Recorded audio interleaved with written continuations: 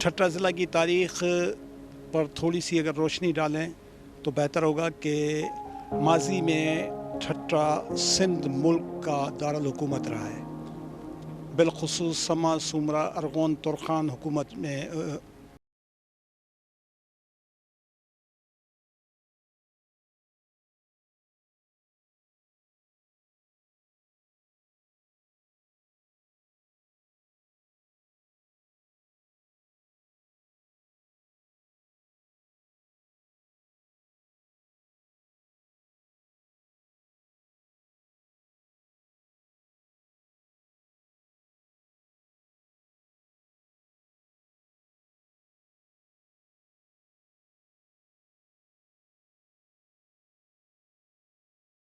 قائد اعظم محمد علی جناح کی پیدائش اس شہر میں ہوئی۔ اب وہ گھر منہدم ہو چکا ہے۔ اس پلاٹ کے ایریا میں کچھ حصہ منہدم ہے، کچھ حصے میں اسکول بنا دیا گیا ہے، اور اس علاقے کے پرائمری اسکول کا ریکارڈ یہ گواہی دیتا ہے کہ قائد اعظم محمد علی جناح نہ صرف یہاں پر پیدا ہوئے بلکہ قائد اعظم محمد علی جناح کی ابتدائی تعلیم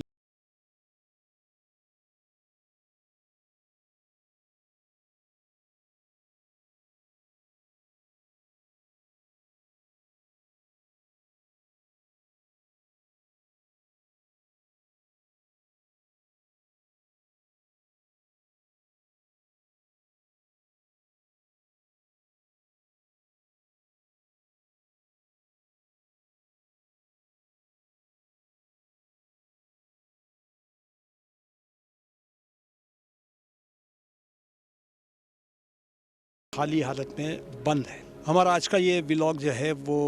ٹھٹہ ضلع کے حوالے سے ہے، اور ہم نے اس کا عنوان مقرر کیا ہے ٹھٹہ ضلع میں موجود ائمہ معصومین سے منسوب مزارات اور ان پر تحقیق کی ضرورت۔ اپنے ولاگ کی ابتدا ہم ٹھٹہ ضلع کے شہر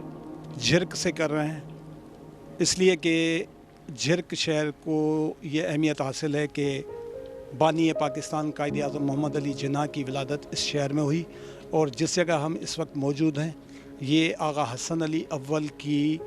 حویلی ہے جو 1843 میں قائم ہوئی۔ اس کے بالکل برابر میں وہ مکان تھا، گھر تھا جس میں قائد اعظم محمد علی جناح کی پیدائش ہوئی۔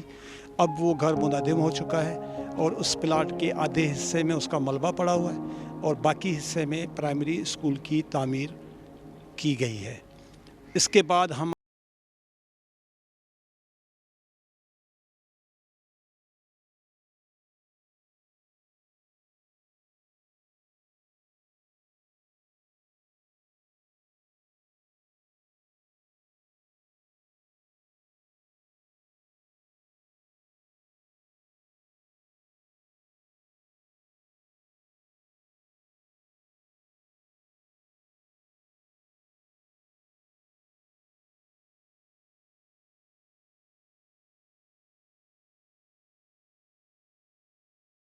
جگہ موجود ہیں، یہ قدم گاہ مولا علی السلام مکلی کے پچھلے سائڈ پر ایک مزار ہے جو حضرت عبداللہ ابن امام زین العابدین علیہ السلام کے نام سے منسوب ہے۔ اہل بیت اطہار علیہ السلام کے حوالے سے تاریخ یہ چیز واضح کرتی ہے کہ بعد از حیات رسول کریم اہل بیت پر جو مصائب آئے، جو مظالم کے پہاڑ ان کے اوپر توڑے گئے، ان کے نتیجے میں خاندان رسالت کو دنیا بھر میں پھیل جانے پر مجبور ہونا پڑا، اور تاریخ یہ واضح کرتی ہے کہ ایک دور ایسا بھی آیا کہ خاندان رسالت کے افراد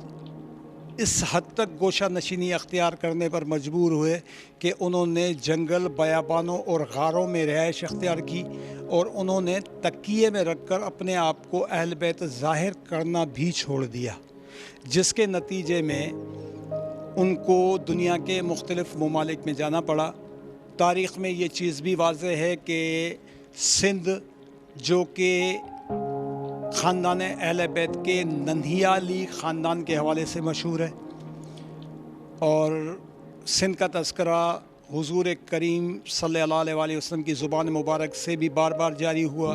मौला अली अलैहिस्सलाम के ज़ुबान से भी बार बार जारी हुआ। और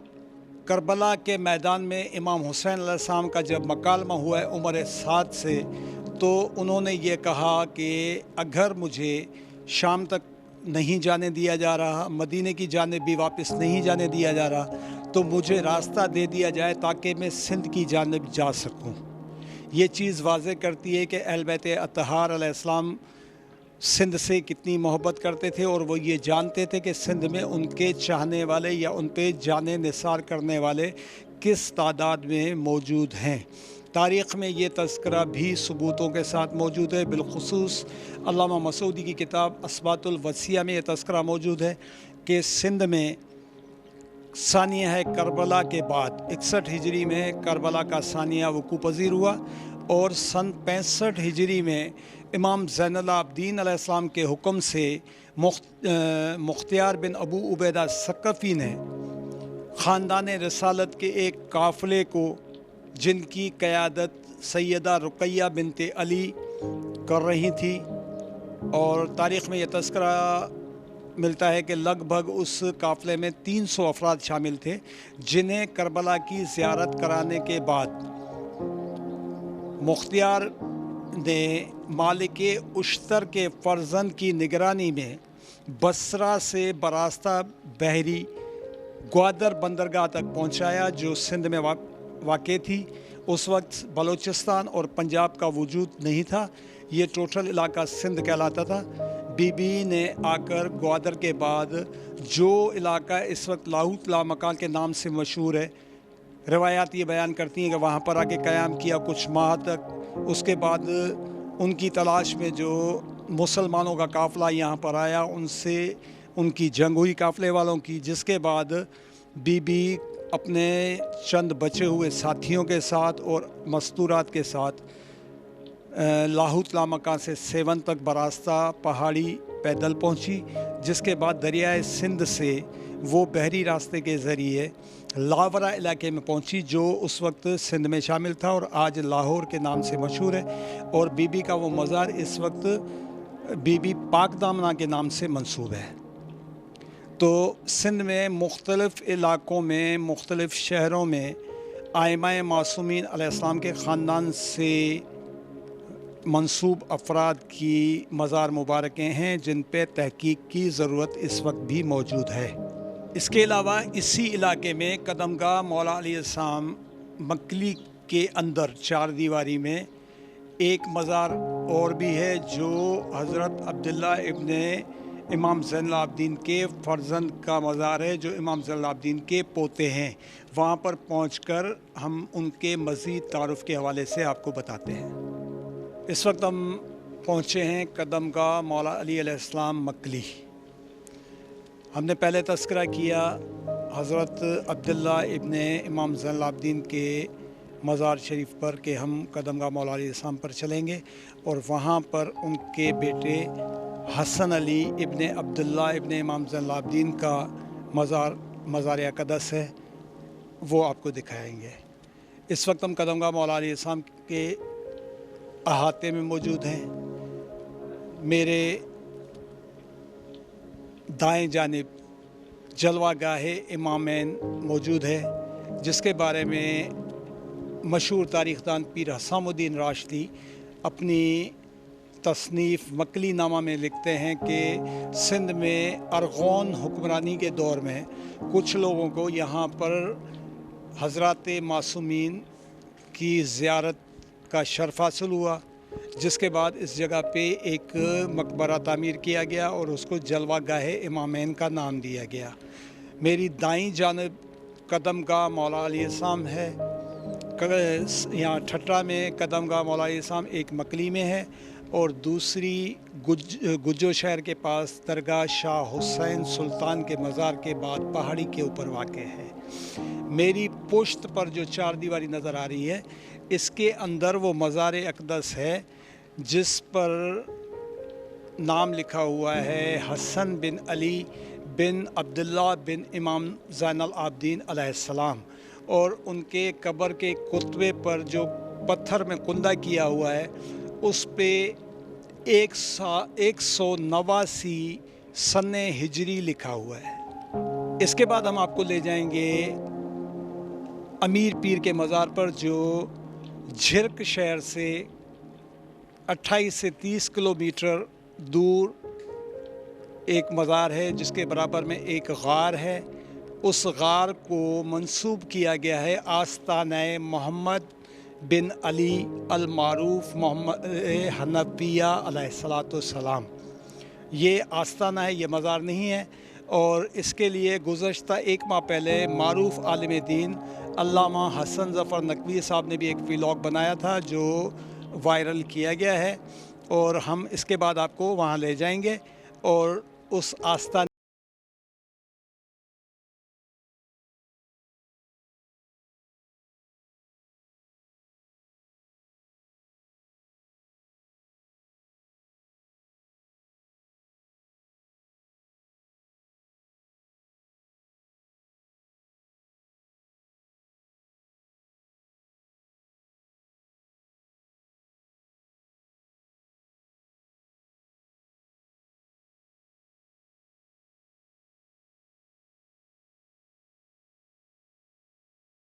हाज़िरी देने गए। इस ज़ियारतगाह की वीडियो गुज़श्ता माह मारूफ आलिम दीन क़िबला अल्लामा हसन ज़फ़र नकवी साहब ने भी अपलोड करके इस ज़ियारतगाह को अयां किया था। यह ज़ियारतगाह झिरक शहर से झंपीर जाने वाली शाहराह पर 28 किलोमीटर के मफासले पर वाक़ है। 20 किलोमीटर रोड पक्का है और 8 किलोमीटर रास्ता कच्चा है। इस मज़ार में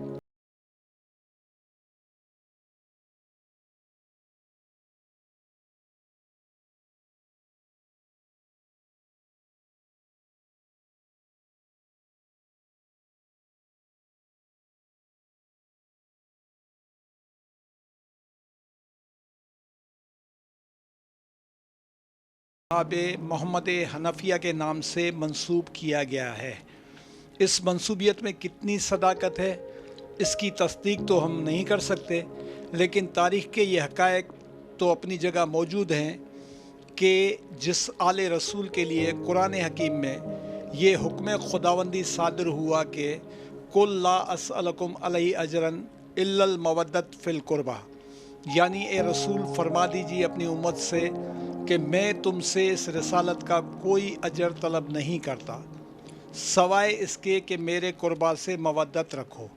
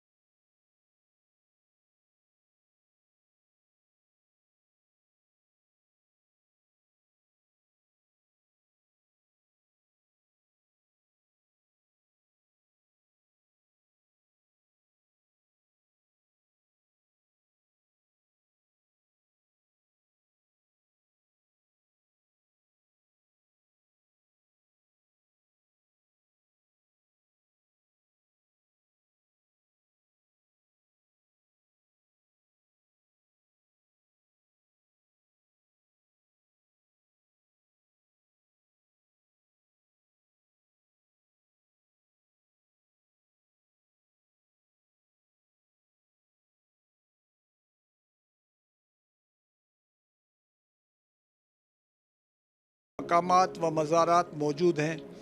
जो ख़ानदान रिसालत के अफराद से मंसूब है। ठट्टा ज़िला के पहाड़ी सिलसिले में वाक़ ये गार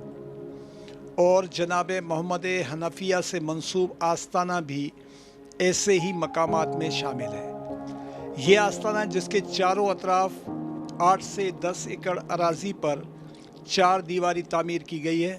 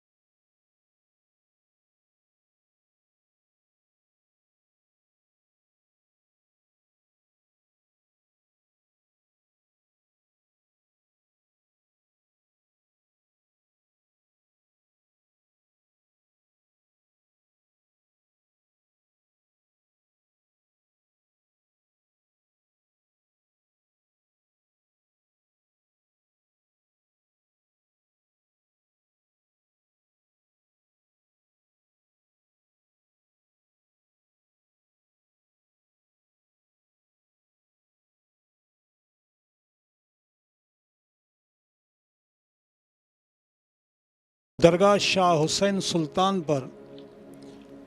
हम आज से 12-14 साल कबल ठट्टा ज़िला के मारूफ ज़ाकिर अहले बैत ज़वार आफ्ताब असीर के तवस्सुत से पहुँचे थे और उसके बाद हमारा यहाँ पर बार बार आना होता रहता है। यहाँ पर पहाड़ी सिलसिले में जो जुलजना के सुमों के निशान नज़र आते हैं वो इस वक्त काफ़ी हद तक फैले हुए निशान हैं। आज से 12-14 साल कबल जब हमने इन सुमों के निशानों की ज़ियारत की थी तो ये निशान छोटे थे और यहाँ के लोगों का ये कहना है कि जब बारिश का सिलसिला तेज़ होता है तो पहाड़ में जहाँ जहाँ भी नशेबी इलाके होते हैं या गड्ढे होते हैं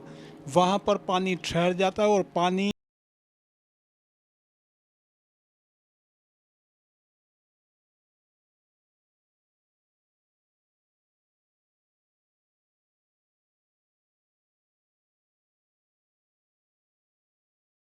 जिसकी वजह यह है कि जब भी बारिशों का सिलसिला तेज़ होता है तो इन गढ़ों में पानी जमा हो जाता है और वो पानी आस्ता आस्ता पत्थर को खाना शुरू कर देता है जिसकी वजह से उसकी गहराई वगैरह में इजाफ़ा होता रहता है।